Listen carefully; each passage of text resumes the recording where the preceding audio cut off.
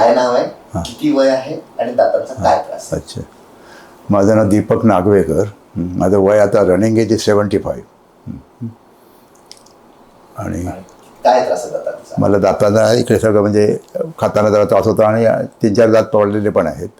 आणि आता सगळं थोडे बीग झाले आहेत दातात सगळं. त्यासाठी आता पूर्ण एक डेंटल इम्प्लांट करून घ्यायचा माझा विचार आहे सगळं.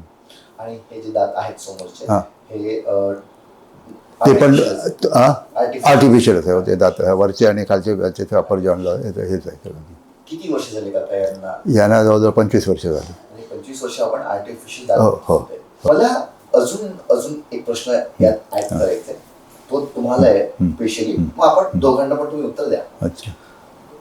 दातांमुळे ना काही गोष्टी थांबलेल्या असतात आपल्या आयुष्यात.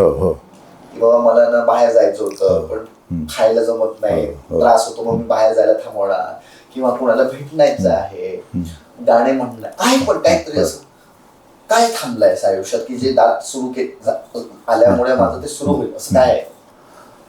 थोडंसं म्हणजे काय दात बीत दुखवत त्यावेळेस जरा बाहेर कुठे जायचं वगैरे थोडंसं आपल्याला टेन्शन होतं, आपल्याला वाटेत परत का आणखी काही झालं का, काय होईल का, म्हणून ती प्रिकॉशन ते घ्यायचं. पण त्याने सुद्धा काही फरक पडेल की नाही, का जास्ती म्हणजे कधी कधी डेंटल पेन हा एकदम कधी कधी एकदम बेरेबल नसतो, एकदम फार हे असतं सगळं.